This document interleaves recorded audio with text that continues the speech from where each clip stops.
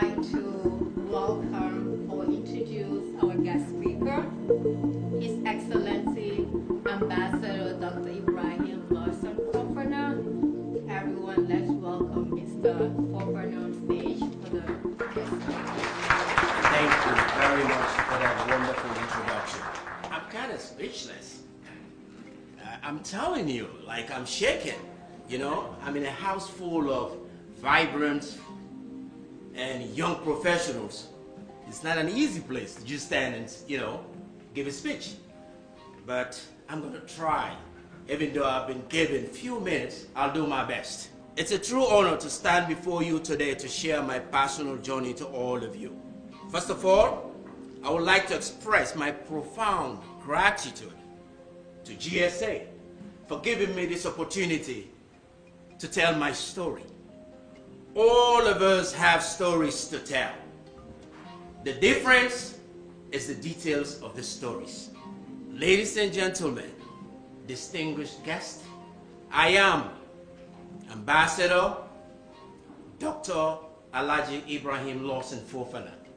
I am an accomplished entrepreneur, human rights advocate, and a global peace ambassador that travel around the world to promote and foster peaceful coexistence between individuals, communities, and nations worldwide. I'm very passionate and devoted to human welfare and social reform. I was born and raised in Sierra Leone from Guinean parents. That's where I caught my trail as an humanitarian.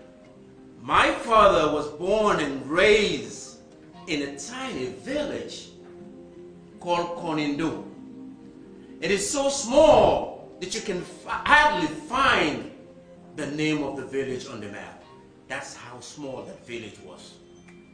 But my father was an exception. He was a visionary. He was bigger than his village. My father embarked on traveling from Sierra Leone, from Guinea to Sierra Leone. He became a very successful businessman and a wonderful philanthropist. This man believed in transforming lives in a society where he lived. Growing up in Sierra Leone, I was a very popular young socialite. I was a community organizer. As you all know, all parents know their kids.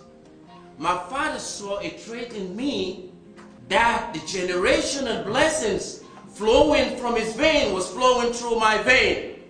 That he has a message for the world that he believed that I can deliver. Alhamdulillah Rabbil Alameen, my father was able to send me out to the United States in the late 80s. I arrived here in 1987 as a young man, African, in a wilderness, confused, don't even know. It was a brutal winter night. It was not easy, my brothers and sisters. My father knew that the message that he had, I will pass the message on to the world. Remember, he came from a village that is not known around the world because it's very tiny. But today, the name of that village is being echoed on every global platform that I have the opportunity to stand and give my speech. I will call the name because of the vision of my father. That's why the name of that village is being echoed worldwide today. I remember taking my first stroll in Harlem in a brutal winter, taking a deep breath and thinking this is where my dreams begin. America is often called the land of opportunity, and I can attest to that. From my first job to pursuing my education, I found countless blessings and a lot of door openings. I know I have a mission to accomplish. Because remember, my father took my family wealth and invested in me. I have a bigger responsibility. One thing that I learned was to foster a deep sense of self-esteem, my integrity, and my purpose of living. The right attitude and the right mindset for my growth in this world. For instance, at my first job, my boss adored me so much because of my quality and my personality. He taught me valuable skills and introduced me to incredible people. Each opportunity, no matter how small, built the foundation for my success. With my trailblazing spirit, in the early 90s, I was one of the first Africans in New York City to start a messenger service that employed thousands of Africans and fostered a sense of community and inspired millions globally. In 1997, I got my first business award as a business entrepreneur in New York City. That set the stage for my global success. Remember, I got this award from one of the famous newspapers in Sierra Leone called the Progress newspaper. When I was in high school, this was my idol, the editor of that newspaper. I used to run to the bus station to wait for that newspaper, to read that newspaper. 15 years later, 20 years, that editor was able to give me an award in New York City as a businessman of the year. That changed my life. I traveled to Sierra Leone in 1994 when the rebel war broke out. Just when I started my business, everything was going very well. Thinking about my father, that changed my life. My entire family dispersed everywhere in Africa. But my father refused to leave Sierra Leone in Kono district in the diamond-rich region of Kono, because he knew that he had a son that will never leave him to die.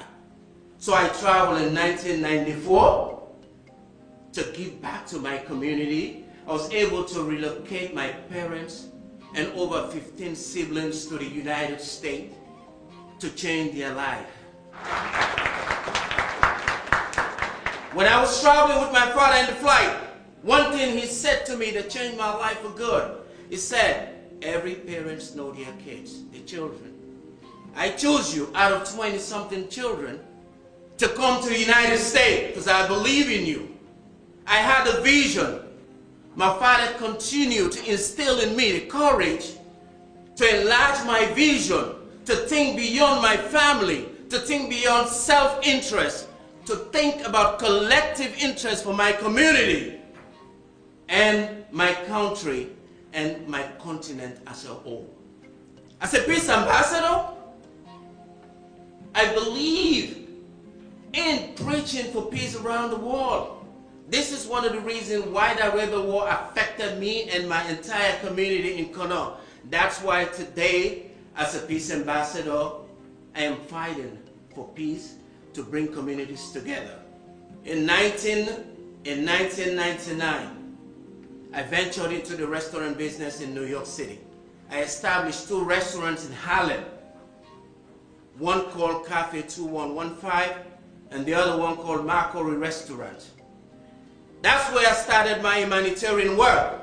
Every Friday for over 10 years in Harlem, we will give free food to everyone that will come to our restaurant every Friday. In 2017, I co-founded the Global Lost and Fofana Charity Foundation with my wife. I believe in women empowerment. That's why my wife is the president of my organization.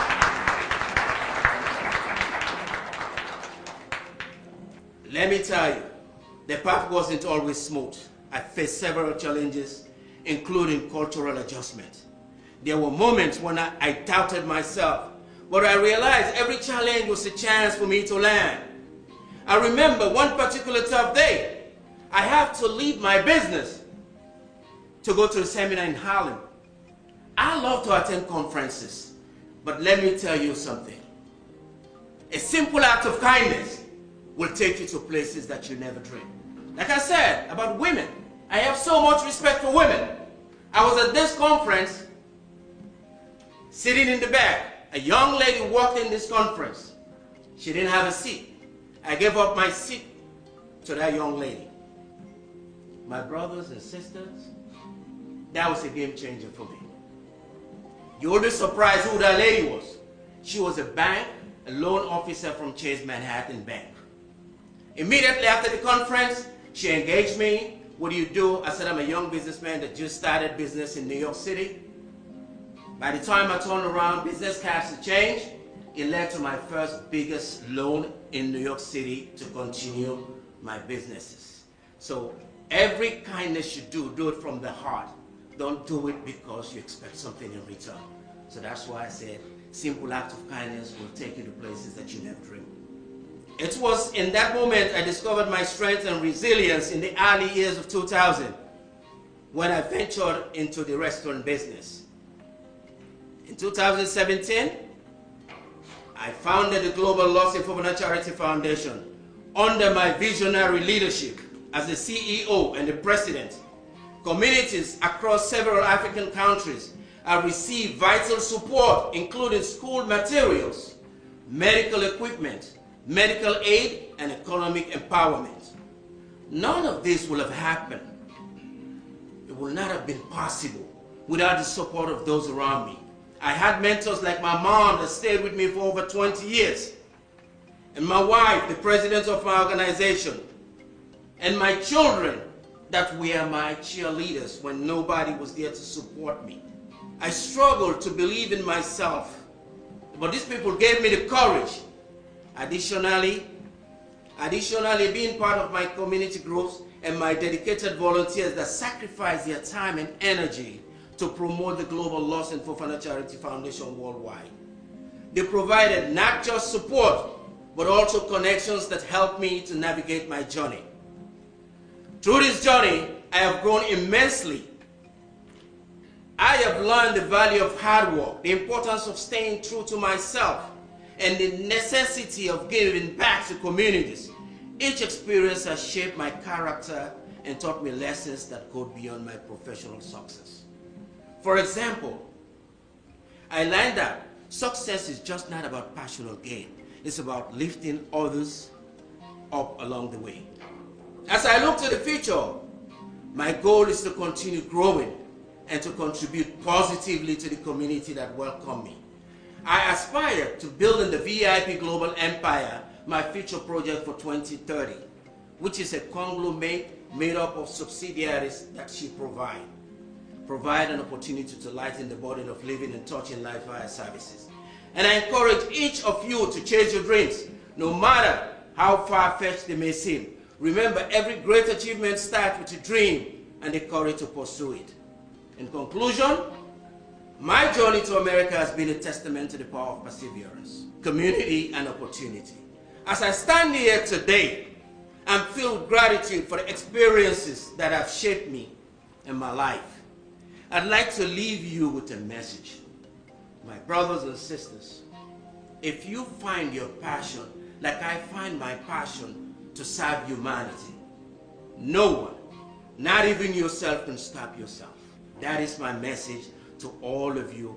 Thank you for your time. Thank you for listening to me. God bless you.